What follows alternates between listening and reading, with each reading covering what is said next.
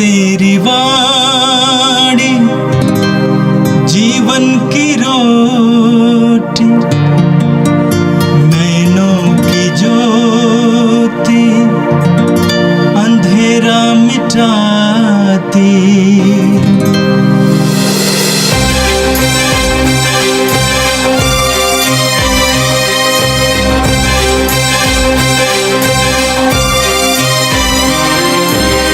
प्रभु तेरी वाणी जीवन की रोटी, नैनों की ज्योति अंधेरा मिटाती। प्रभु तेरी वाणी जीवन की रोटी, नैनों की ज्योति अंधेरा मिटाती। वाणी वाणी वाणी वाणी वाणी पवित्र है, शाश्वत है, जीवन का मन्ना है। 16 दिसंबर बृहस्पतिवार। पहला पाठ अध्याय 54 पद संख्याएं 1 से 10 तक। बंध्या, तुमने कभी पुत्र नहीं जाना, अब आनंद मनाओ, तुमने प्रसव पीड़ा का अनुभव नहीं किया। उल्लास के गीत गाओ, क्योंकि प्रभु यह कहता है, विवाहिता की अपेक्षा परित्यक्ता के अधिक पुत्र होंगे। अपने शिविर का क्षेत्र बढ़ाओ, अपने तंबू के कपड़े फैला दो, उसके रस्से और लंबे करो, उसकी खूंटियाँ और दृढ़ करो, क्योंकि तुम दाएं और बाएं फैलोगी। तुम्हारा वंश राष्ट्रों को अपने अधीन करेगा और तुम्हारी संतति उजाड़ नगरों में बस जाएगी। डरो मत, तुम्हें निराशा नहीं होगी। घबराओ मत, तुम्हें लज्जित नहीं होना पड़ेगा। तुम अपनी तरुणाई का कलंक भूल जाओगी। तुम्हें अपने विधवापन की निंदा याद नहीं रहेगी। यरूशलेम, तेरा सृष्टिकर्ता ही तेरा पति है। उसका नाम है विश्वमंडल का प्रभु, इस्राएल का परम पावन ईश्वर तेरा उद्धार करेगा। वह समस्त पृथ्वी का ईश्वर कहलाता है। यरूशलेम, परित्यक्ता स्त्री की तरह दुख की मारी, प्रभु तुम्हें वापस बुलाता है। क्या कोई अपनी तरुणाई की पत्नी को भुला सकता है? यह तेरे ईश्वर का कहना है। मैं थोड़ी ही देर तक तुझे छोड़ दिया था, अब मैं तरस खाकर तुझे अपने यहाँ ले जाऊँगा। मैंने क्रोध के आवेश में क्षण भर तुझसे मुँह फेर लिया था, अब मैं अनंत प्रेम से तुझ पर दया करता रहूँगा। यह तेरे उद्धारकर्ता ईश्वर का कहना है। नूह के समय मैंने शपथ खाकर कहा था कि प्रलय की बाढ़ फिर पृथ्वी पर नहीं आएगी। उसी तरह मैं शपथ खाकर कहता हूँ कि मैं फिर तुम पर क्रोध नहीं करूँगा और फिर तुझे धमकी नहीं दूँगा। चाहे पहाड़ टल जाए और पहाड़ियाँ डामाडोल हो जाए, किंतु तेरे प्रति मेरा प्रेम नहीं टल जाएगा और तेरे लिए मेरा शांति विधान डामाडोल नहीं हो जाएगा। यह तुझ पर तरस खाने वाले प्रभु का कहना है। यह प्रभु की वाणी है। संत लूकस के अनुसार पवित्र सुसमाचार अध्याय 7 पद संज्ञा 24 से 30 तक। योगन द्वारा भेजे हुए शिष्यों के चले जाने के बाद यीशु लोगों से योगन के विषय में कहने लगे, तुम निर्जन प्रदेश में क्या देखने गए थे? हवा से हिलते हुए सरकंडे को? नहीं। तो तुम क्या देखने गए थे? बढ़िया कपड़े पहने मनुष्य को? नहीं। कीमती वस्त्र पहनने वाले और भोग विलास में जीवन बिताने वाले मगलों में रगड़ते हैं। आखिर तुम क्यों देखने निकले थे? किसी नबी को? निश्चय ही मैं तुमसे कहता हूं, नबी से भी महान व्यक्ति को। ये वही है जिसके विषय में लिखा है, देखो मैं अपने दूत को तुम्हारे आगे भेजता हूं, वह तुम्हारे आगे तुम्हारा मार्ग तैयार करेगा। मैं तुमसे कहता हूं, मनुष्यों में योहन्ना बपतिस्ता से बड़ा कोई भी नहीं, फिर भी ईश्वर के राज्य में जो सबसे छोटा है वह योहन्ना से बड़ा है। सारी जनता और नाकेदारों ने भी योहन्ना की बात सुनकर और उसका बपतिस्मा ग्रहण कर ईश्वर की इच्छा पूरी की, परंतु फरीसियों और शास्त्रियों ने उसका बपतिस्मा ग्रहण न कर अपने विषय में ईश्वर का आयोजन व्यर्थ कर दिया। यह प्रभु का दिव्य सुसमाचार है। क्रिस्त प्रभु की जय। भाइयों बहनों, आज का प्रथम पाठ हमने इसायास नबी के ग्रंथ से सुना है। इसायास नबी निर्वासित इस्राएली जनता को सांत्वना देते हुए ये कहते हैं कि उन्हें अभी आनंद मनाने के समय आ गया। यदि भी उनकी अवस्था निर्वासन में, इनकी अवस्था बंध्या स्त्री के जैसी है। बंध्या स्त्री की कोई संतान नहीं है। यहूदी निसंतान व्यक्ति को अभिशप्त मानता है, सोचता है कि उन ईश्वर से वो वंचित है, ईश्वर का प्रेम से वंचित है, करुणा से वंचित है, और ऐसा निसंतान स्त्री को देखना भी अभिशाप का कारण हो जाएगा। ऐसे ही लोग सोचते थे। हर यहूदी ये चाहते थे कि वो मुक्तिदाता का किसी न किसी प्रकार पूर्वज बने, उनके गोत्र में, उनके परिवार में आने वाला मुक्तिदाता का जन्म हो।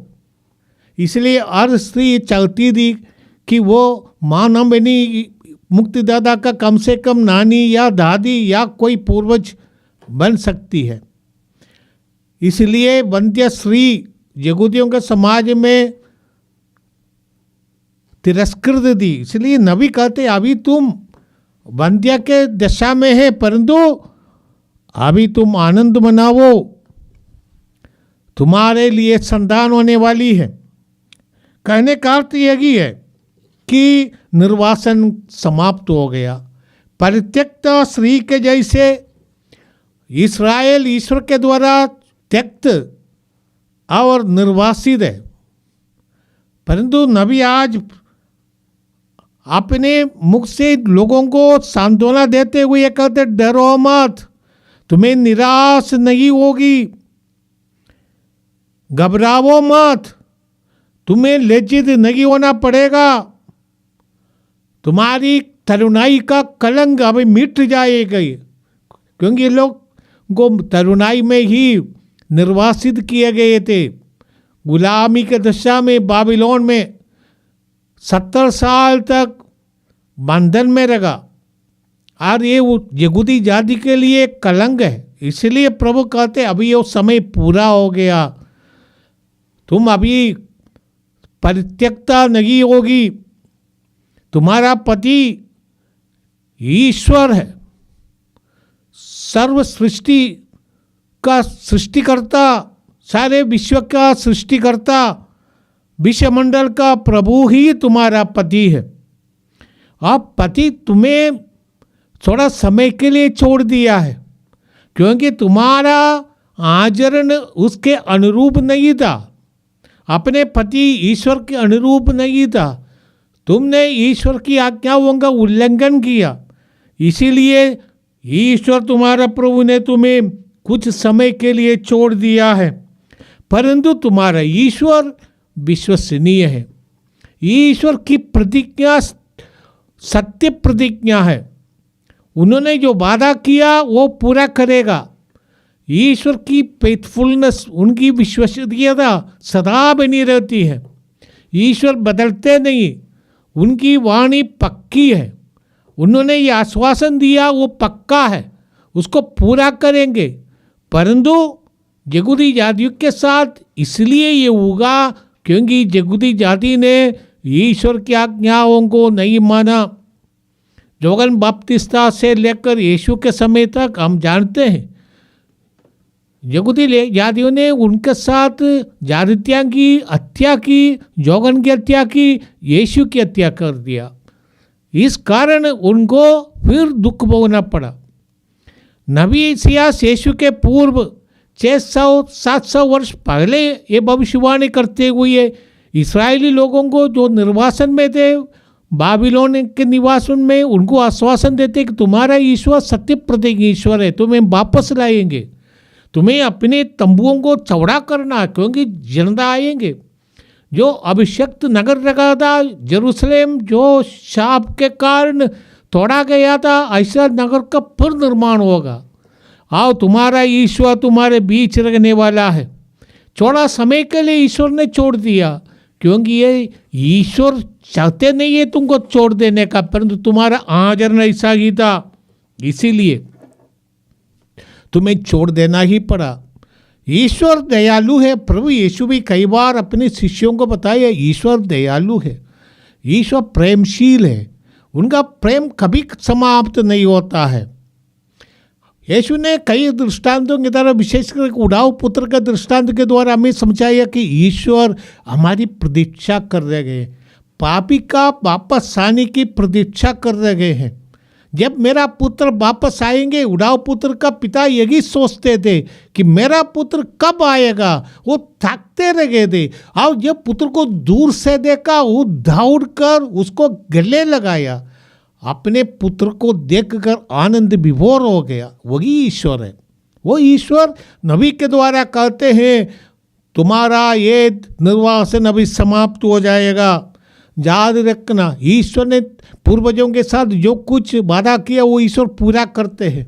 नबी आज कहते हैं ईश्वर ने नूह के साथ जो प्रतिज्ञा की है, ईश्वर ने उसको पूरा किया। ईश्वर चाहते पापी पश्चाताप करके वापस आए। हमारा ईश्वर हमारी आज़ादी का सम्मान करते हैं। ईश्वर ने आदम और इवा की आज़ादी का सम्मान किया। पाप करने के लिए उनका अवसर इसलिए मिला क्योंकि ईश्वर उनको आज़ाद बनाया था। हर एक इंसान अपनी आज़ादी का सही उपयोग करे। सोदोम और गोमोरा को ईश्वर जलाने वाला नहीं था। ईश्वर देख रहे, यहाँ पर देवी 10 धर्मी व्यक्ति है तो मैं उस नगर को की सुरक्षा दूंगा, उसको नाश नहीं करूंगा। ईश्वर ने वादा किया इब्राहिम से, वहाँ पर 10 लोगों भी नहीं मिला। इसलिए अपने कुकर्म के कारण ही उन्होंने अपने ऊपर ये दंड का योग्य बनाया, अपने आप को बना दिया। हम जानते हैं प्रभु यीशु ने जुदास का सम्मान किया था। प्रभु यीशु ने उनको अपना खजांची बना दिया, उनके पास पैसा पूरा को पूरा दे दिया, सारा संसाधन जुदास के हाथ में था। परंतु वो अपनी लालच के कारण, यहाँ तक कि वो पहले पैसा से चोरी करता था, अभी यीशु को भी बेच दिया।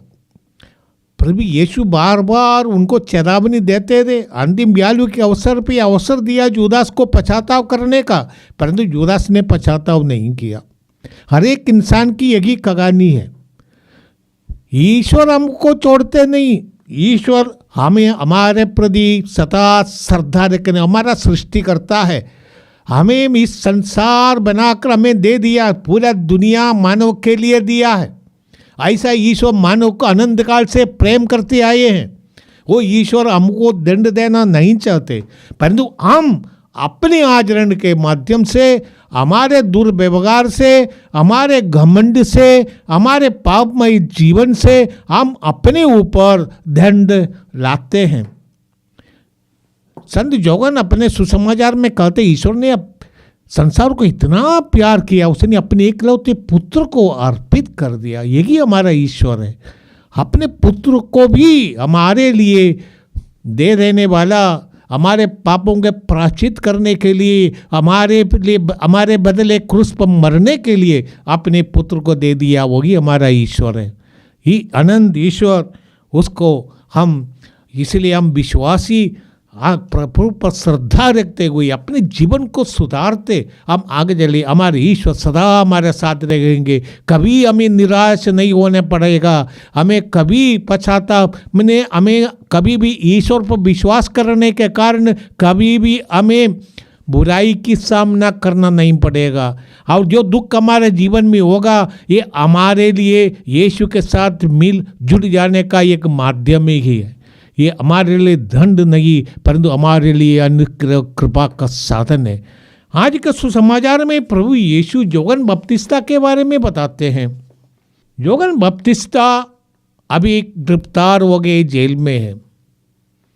योहन बपतिस्ता शायद ये प्रतीक्षा करते रहे उनके अनुसार, उनके समान ही मुक्तिदाता यीशु व्यवहार करेंगे। योहन कठोर शब्दों का इस्तेमाल करते थे, यहूदियों को यहाँ तक कि सांप के बच्चे बोलते थे, डराते थे, शाप का वचन इस्तेमाल करते थे, लोगों को पश्चाताप की ओर बुलाते थे। ऐसे योहन सोच रहे थे कि मुक्तिदाता जब आएंगे उनसे भी कठोर शब्दों का इस्तेमाल करेंगे, पर ऐसा नहीं था। यीशु आए, यीशु कहते हैं मैं धर्मियों को नहीं, मैं पापियों को खोजने आया है, रोगियों को ही वैद्य की जरूरत है। इसलिए वो पापियों को बुलाते थे, उनके साथ खाते पीते। इसलिए योहन को भी संदेह हो गया शायद, और इसलिए उसने अपने 2 शिष्यों को यीशु के पास भेजा और पूछा कि आने वाला मसीह आप ही हैं या हम किसी दूसरे की प्रतीक्षा करें। यीशु ने योहन के शिष्यों को डायरेक्ट जवाब देने के बदले उनसे कहा, तुम जो देख रहे हो, तुम जो सुन रहे हो, उसको जाकर योहन को बताओ। यीशु ने कहा कि मसीह के बारे में नबियों ने जो भविष्यवाणी की है, उस भविष्यवाणियाँ यीशु में पूरी हो रही है। उस भविष्यवाणी के अनुसार अंधे देखते हैं, बगरे सुनते हैं, लंगड़े चलते फिरते हैं, मुर्दे पुनर्जीवित हो जाते हैं। मृत जैसा व्यक्ति अभी नया जीवन पाकर ईश्वर के आनंद के भागी बन जाते हैं। जैसे सक्केउस है, जैसे पापिनी स्त्री है, जैसे वो व्यभिचार में पकड़ी गई औरत जिसको यीशु ने कहा बेटी अभी से पाप मत करो। इस सबों को नया जीवन मिला है, ईश्वर का प्रेम का अनुभव हुआ। ऐसे यीशु के व्यवहार, मसीह के आगमन के बारे में नबियों ने जो भविष्यवाणी की उसकी पूर्ति है। शिष्यों के जाने के बाद, योहन के शिष्यों के जाने के बाद यीशु ने योहन की भरपूर प्रशंसा की। यीशु ने कहा योहन हर एक हवा में हिलने वाला सरकंडा नहीं था, वे एक नबी थे। अपने विश्वासों को, अपने अंदर जो ईश्वर की प्रेरणा उनका मिला है उसको पूर्ण रूप से लोगों तक पहुंचाने में सक्षम रहे थे। उन्होंने सब कुछ ईश्वर के जो दावत ईश्वर ने उनको दिया उसको पूरी करने के लिए उन्होंने गवाया। यहाँ तक उन्होंने अपना सिर भी गवा दिया। ऐसा एक व्यक्ति जो आदर्श के लिए जीते थे, वो डरता नहीं, वो राजा और अधिकारियों से भी डरता नहीं था। इसलिए वो राजा से कहा तुम पापी हो, तुम हत्यारा हो, तुमने अपने भाई की हत्या करके उसकी बीवी को अपने बीवी के जैसे रखते हो, ये बेविचार है, ये पाप है। ये कहने के कारण योहन गिरफ्तार हो गए, परंतु उसने अपनी दाऊद से पीछे नहीं दौड़ा। वो अपने आदर्शमय जीवन के द्वारा ये अपने जीवन को सफल बना दिया। ऐसे योहन की प्रशंसा प्रभु ने कहा तुम किसको देखने गए थे रेगिस्तान में? ये नबी से भी महान है, पुराने व्यवस्था में जितने नबी आए थे, जितने भी महात्मा आए थे, उन सबों से जोगन श्रेष्ठ है। प्रभु ने कहा स्त्री से उत्पन्न हर एक मनुष्य में सबसे श्रेष्ठ व्यक्ति जोगन है। जैसे प्रभु ने उनसे कहा, मैं तुमसे कहता हूं मनुष्यों में जोगन बपतिस्मा से बड़ा कोई भी नहीं, फिर भी ईश्वर के राज्य में जो सबसे छोटा है वह जोगन से बड़ा है। इसका क्या अर्थ होता है? जोगन बपतिस्मा मनुष्यों में जन्मे व्यक्तियों में सबसे महान है, पुराने व्यवस्था के नबियों में सबसे महान है। परंतु वह जोगन बपतिस्मा जो पुराने व्यवस्था नया व्यवस्था का मध्य में उनका लिंग है, उसको जोड़ने वाला व्यक्ति है, उनका दाऊद एक ही रहा था। आप प्रभु कहते हैं पुराने नया व्यवस्था का विश्वासी जोगन से भी महान है। प्रभु ने अपने शिष्यों से कहा, तुम्हारे आंखें धन्य है, तुम्हारे कान धन्य है, क्योंकि तुमने ये बातें सुन रहे हो जिसको नबियों ने सुनना चाहा था। इब्राहिम से लेकर हर एक व्यक्ति वो मुक्तिदाता का आगमन की प्रतीक्षा करते थे, वो देख नहीं पाए, परंतु तुम देखते हो। हर एक विश्वासी ईश्वर का दत्तक पुत्र का पद प्राप्त करते हैं, ईश्वर का दत्तक पुत्र बनाए जाते हैं। ये अधिकार हमें प्रभु के द्वारा मिला है। आइए हम प्रभु को धन्यवाद दें। आज के पाठों के द्वारा पवित्र कलीसिया हमें यीशु के आगमन के लिए तैयार करते हैं। हमारे जीवन में परिवर्तन लाना चाहिए। जोगन यही आह्वान करते थे, वो यीशु के आगमन के लिए लोगों को तैयार करने के लिए भेजे गए अग्रदूत है। हाँ, और उनका दाऊद उन्होंने पूरा किया। जगुदियादी को तैयार करने के लिए जो कुछ जोगन कर सकते थे उन्होंने किया, और यहाँ तक उन्होंने अपना जीवन भी गंवा दिया। हमें इसकी महत्व समझना है और हमारे अपने आप को यीशु के आगमन के लिए बड़ा दिन के दिन हम यीशु के आगमन का जुगाड़ मनाते हैं। इसके लिए हम अपने को तैयार करें। आइए हम प्रार्थना करें। ये सर्वशक्तिवान है प्रेमी पिता, हम तुझे धन्यवाद देते हैं।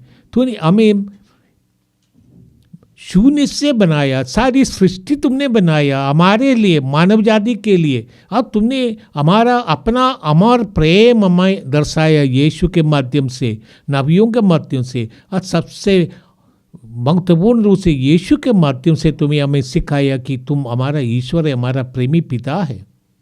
पवित्र आत्मा को भेजकर हमें यह अधिकार दिया कि हम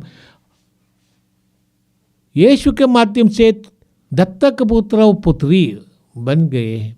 हम इसलिए तुझे धन्यवाद देते। तुमने अधिकार दिया कि हम अपने ईश्वर को ये पिता, ये अब्बा बोलकर प्रार्थना करें। हमें इस साहस करने का अधिकार दिया है कि हम ईश्वर का पुत्र पुत्रियाँ हैं, और निश्चिंतित होकर विश्वास के द्वारा हम अपनी ज़रूरतों को पिता के सामने रखें। हे पिता, हम तुझे धन्यवाद देते मगान कृपा के लिए। हम इसके योग्य नहीं। हे पिता, हम केवल धूल और राख है, हम कुछ भी नहीं, परंतु तूने हमें ये वरदान दिया, हमें कृपा दी, इसलिए हम धन्यवाद देते हैं। प्रभु यीशु को स्वीकार करने के लिए, उनका स्वागत करने के लिए, उनको अपने दिल में, हमारे परिवार में, हमारे समाज में, हमारे कलीसिया में स्वागत करने के लिए तू हमें तैयार कर। ये प्रार्थना हम करते हैं हमारे प्रभु क्रिस्त के द्वारा, आमीन।